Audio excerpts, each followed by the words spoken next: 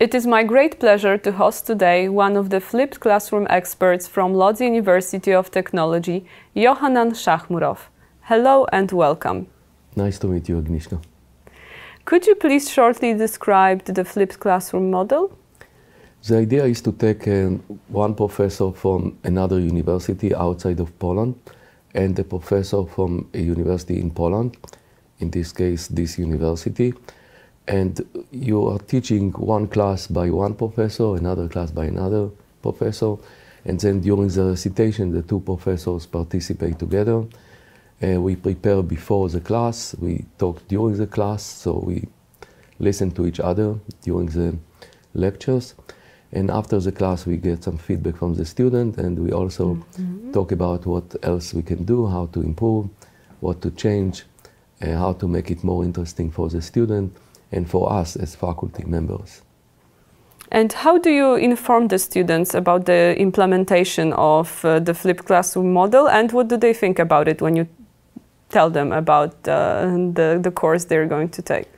Right, so first of all, we gave it in the syllabus. We wrote that there will be these flipped courses that they are going to be exposed to teachers from outside of Poland. So this was part one. The second one, we met with them on the first day. We described the system. We told them about the responsibility, what they are supposed to do, that it's going to be experimental in some respect. And I think they looked at it as something new and interesting and challenging for them and maybe for the teachers. And I think they accepted it, even though they understood that it's more work for them because everyone is watching them and trying to find out what they learned before class, during class, and after class, and how much they are learning in the process, and how they become really independent thinker. Because in the first course that we took was Introduction to Economics, and it was the first time that they were exposed to economic models, which is sometimes challenging. I think it went well. So do you think students are ready to take this responsibility? Do they feel a bit lost at the beginning? And if so, how do you help them not to feel lost? So I think they understood the challenge. Maybe they underestimated the work that is required. So we always try to steer them into the right direction, sometimes by giving them examples of what are good presentations, how to do it, how to incorporate video clips into their lectures, into their segments, how to present a figure, how to talk about, the x-axis, the y-axis, and so on. So we really taught them how to present in addition to learning the material. So it's not enough to read the book. Once you present it, you learn more. You learn by teaching others, which was very useful, I think. And how do you actually encourage students to do the pre-class activities that they have to do in this model? We gave them quizzes before class, and they were supposed to use a team system in order to present it, in order to submit it. So we knew exactly at what time these students were preparing for the quiz, when they are done, and so on. So in this way, we really monitor them in some respect using this technology. But we try to be generous with them. In other words, if a student, we didn't do it one time, we told him, okay, here are more challenging questions, you need to answer them by the next time. So they have an incentive to answer the quizzes, which were much easier than do the homework later on these people that were delaying the submission. But most students really work together, and we divided the chapter to sections, and 4 students were responsible for one section, and they talked to each other, and they presented few slides of each segment within the section.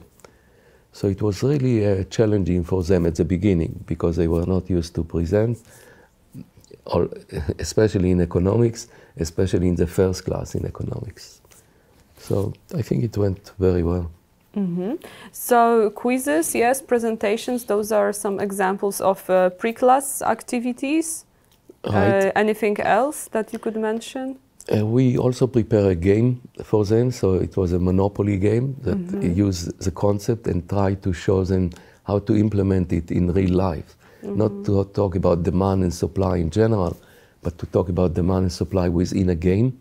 So they really enjoyed it. And then we had an accounting model where they tried to calculate the cost, total variable cost, total fixed cost, all the terms that we teach them in class in a number, using numbers. So again, the recitation were very useful, and also the lectures when we flip between the professors. And in what way the method that the students are assessed is different than the traditional system? I think we gave them feedback all the time, continuous feedback, before, during, and everything was, you know, with good spirit and so on, but we were critical when we needed to, and everyone understood that we want to give constructive comments for them to understand what to do and how to do it. So in this respect, I think we were all the time watching them and they were watching us. And in this way, we both learned a lot, how to present concepts that are relatively easy, but very difficult once you encounter them the first time, because you need to learn a new language. What is marginal productivity? What is total cost? What is total variable cost? What is economics all about? What is oligopoly? Different kinds of companies, and it was really an amazing way to teach. Video clips, yes. Presentation, yes.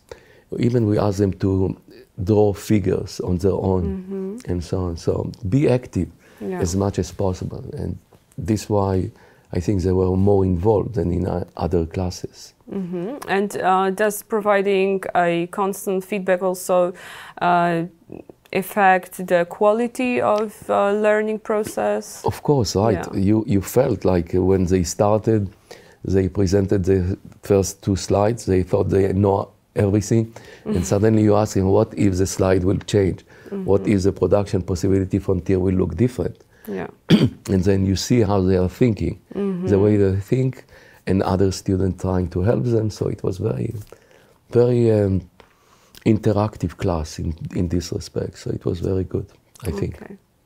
And if you were to give one suggestion, one advice for a student and one for the teacher in the flipped classroom model, what that would be?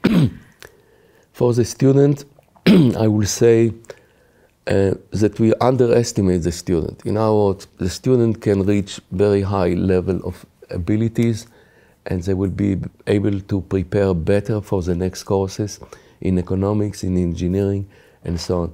My advice for the student is be prepared. Nothing is only in the textbook. You need to look at the Wall Street Journal, Financial Times. We send them to the economists. We send them to different, in addition to whatever you study in class. The teacher, again, don't underestimate the abilities of the student. If you put a lot of time into the project, if you put your heart, the student will respond. The student will act and will be involved. And they were involved, really. I think they were happy to come to the recitation, which was in person, whereas the lectures were by team. And what was the most rewarding for you during your whole experience at Łódź University of Technology? So I taught in many universities in Poland, in Toruń, in Gdansk, in Warsaw, of course, and in Łódź. And I always was amazed how diversified the student body in Poland is, including the Erasmus students. And for me it was rewarding, first of all, to meet the students, and then to work with the faculty members, which I know their first name and I can pronounce it, but I'm not sure about their last name. So Anna Admati and Gregos and Michael, and later on I even talked with Carol and Divona, and I started writing with them. So with Carol, I have co-edited a book that is already was published. Now we are working on another one. With Ivona, I wrote a few articles, and I also review a few articles for the Journal of Wood in economics. So it's really rewarding because I was looking for the day where I'm going to meet with a student and with the faculty, because for me it was also changing environment. So the rewards were, you know, getting to know these faculty members, learning about the research, doing my research with them, and the students. Really very amazingly nice, you know, to come from another place and jump into a class using team. Yeah. Was really challenging.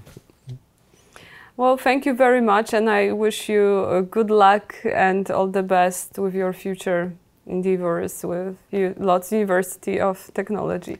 Sure, Agnieszka. Very glad to be here at the University of Technology in Łódź. Thank you. Thank you.